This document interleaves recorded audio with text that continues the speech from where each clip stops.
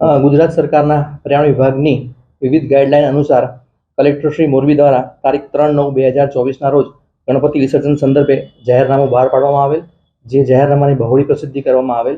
જે જાહેરનામામાં સ્પષ્ટ ઉલ્લેખ કરવામાં આવેલ હતો કે મૂર્તિના વિસર્જન સમયે પીવાના પાણીનો કે સિંચાઈના પાણીનો ઉપયોગ લેવાતા જળ સ્ત્રોતો, નદી, તળાવ, ડેમ વગેરેનો ઉપયોગ કરવાનો રહેશે નહીં અને નગરપાલિકા દ્વારા આ જગ્યાઓ ચોક્કસ નક્કી કરવામાં આવશે. જે અન્વયે નગરપાલિકા મોરબી દ્વારા તારીખ 12/9/2024ના રોજ પ્રેસ નોટ યાદી પ્રસિદ્ધ કરી અને કુલ 5 જગ્યાઓ નક્કી કરવામાં આવેલ, જેમાં 8 ફૂટથી નાની જે મૂર્તિઓ હોય એના માટે 4 અલગ કલેક્શન સેન્ટર રાખવામાં આવેલ અને 8 ફૂટથી મોટી મૂર્તિ માટે પિકનિક સેન્ટર શુભેશ્વર રોડ મોરબી ખાતે વ્યવસ્થા કરવામાં આવેલ હતી.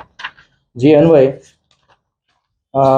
મોરબી સિટી એ ડિવિઝન પોલીસે તમામ આયોજકશ્રીઓને લેખિતમાં આ બાબતે સમજ સૂચનાઓ કરેલ હતી કે જેમની પાસેથી મૂર્તિ 8 ફૂટથી મોટી હોય છે. આ ઉપરાંત જે પાટણ અને ખેડા જિલ્લામાં તથા રાજકોટ અને જુનાગઢ જિલ્લામાં માણસો ડૂબી જવાની ઘટના બની હતી, તેના સંદર્ભે ગુજરાત સરકારના સ્ટેટ ઇમરજન્સી ઓપરેશન સેન્ટર નાવ દ્વારા પણ આ બાબતે લેખિત સૂચના હતી કે ચોક્કસ જગ્યાઓ નિશ્ચિત કરવીને આ સિવાયની જગ્યાએ વિસર્જન કરવા દેવું નહીં અને ત્યાં યોગ્ય બંદોબસ્ત રાખવો જેથી આવી કોઈ અઘટિત ઘટના ન બને.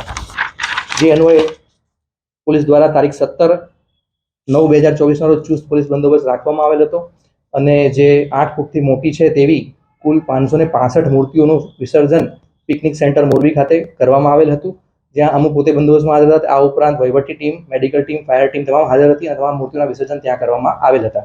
પરંતુ 2 ગણપતિ જે છે તે સિદ્ધિવિનાયક તથા મયુરનગરીના રાજા નાઓ પોતાના નિયત સમય કરતાં આવેલ નહીં અને એ જે એનો નિયત સમય ફાળવવામાં આવેલ હતો તે 10 વાગ્યા સુધીમાં એમને વિસર્જન કરવાનો સમય ફાળવવામાં આવેલ હતો.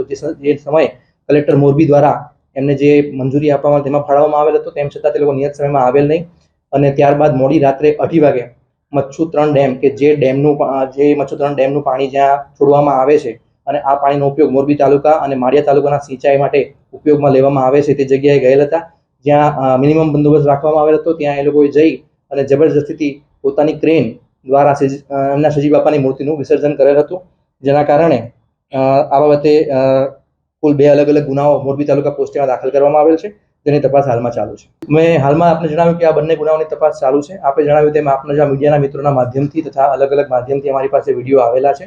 આ વિડીયોની પુષ્ટિ કરવામાં આવશે અને વિડીયોમાં જે લોકો કાયદા હાથમાં લેતા જણાશે તો એ લોકો વિરુદ્ધ પણ કાયદેસરની કાર્યવાહી હાથ ધરવામાં આવશે. જરૂર જણાતો અલગ પણ ગુના દાખલ કરી શકાશે.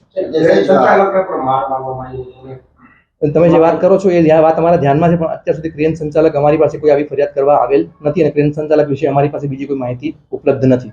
તો ફરિયાદ કરવાથી ધાર્મિક લાગણી દુભાતી હોય તો અમે 565 શ્રીજીની મૂર્તિનું વિસર્જન કરાવ્યું. 565 આયોજકો કોઈની લાગણી દુભાઈ નથી અને હું પોતે જન્મથી હિન્દુ ક્ષત્રિય છું. જે વેદ અને શાસ્ત્રો એ લોકો જાણતા હશે, જે ધાર્મિક લાગણી દુભાવવાની વાતો કરી રહ્યા છે એનાથી વધારે વેદ અને શાસ્ત્રનો જાણકાર હું છું. શ્રીજી બાપાની જે લોકો વાત કરી રહ્યા છે એ શ્રીજી બાપાના 12 નામ જે નારદ મુનિએ જે શાસ્ત્રમાં જણાવ્યા એ નામ ખાલી એમને પૂછી જજો. 12 નામ જણાવી શકે તો મને કહેજો. રાત્રે 2:30 વાગે પણ તમે મને પૂછશો તો આજે નારદ મુનિએ જે શ્લોક શાસ્ત્રમાં વર્ણવેલ છે એ તમને કંઠસ્થ કહી સમજાવીશ.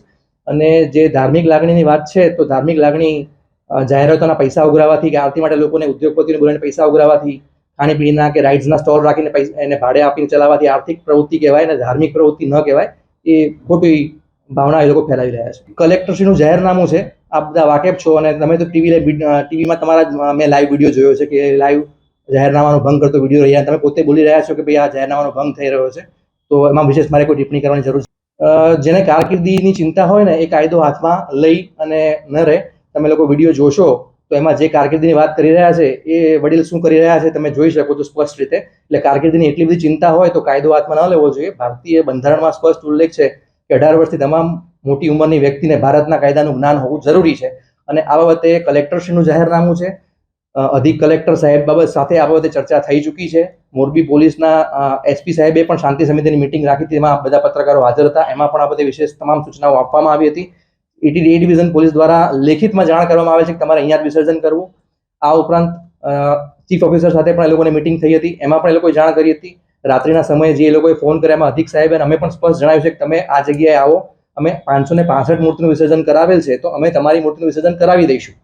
અને અમે સંપૂર્ણ ખાતરી આપી હતી. અમે 2 અમારી PCR વાહન પણ એમની સાથે આવવા માટે તૈયાર કરવા મોકલી આપી હતી, પણ એ લોકોએ અમને ક્યાંય સહકાર આપેલ નથી. હું આપને એક દાખલો આપું કે વાંકાનેર ધારાસભ્ય શ્રી જે ચિત્તુભાઈ સોમાણી એ 20 વર્ષથી શ્રીજી મૂર્તિની સ્થાપના કરે છે અને દર વર્ષે એ ચોક્કસ તળાવમાં જ શ્રીજી મૂર્તિનું વિસર્જન કરે છે.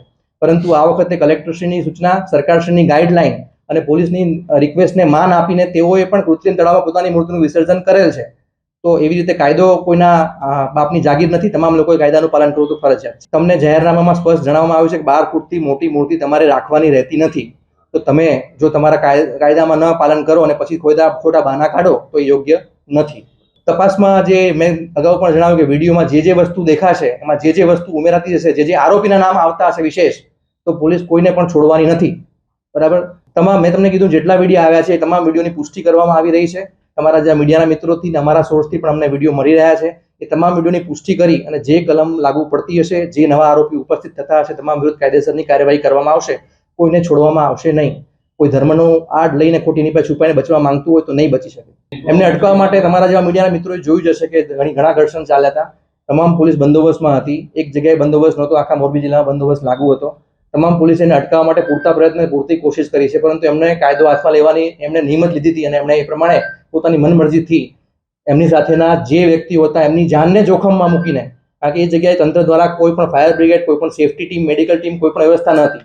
તો પોતાની ક્રેન લઈને ગયા અને આ પ્રકારની એ લોકોએ કાયદો હાથમાં લઈને કાર્યવાહી હાથ ધરી છે. ફાયરના જવાનને ત્યાં કોઈ નોકરી ફાળવવામાં આવેલું અમારા રેકોર્ડ પર નથી, કારણ કે ત્યાં વિસર્જન કરવાનું હતું જ નહીં. ત્યાં કોઈ જવાનને ડ્યુટી બાંટવામાં આવેલ ન હતી.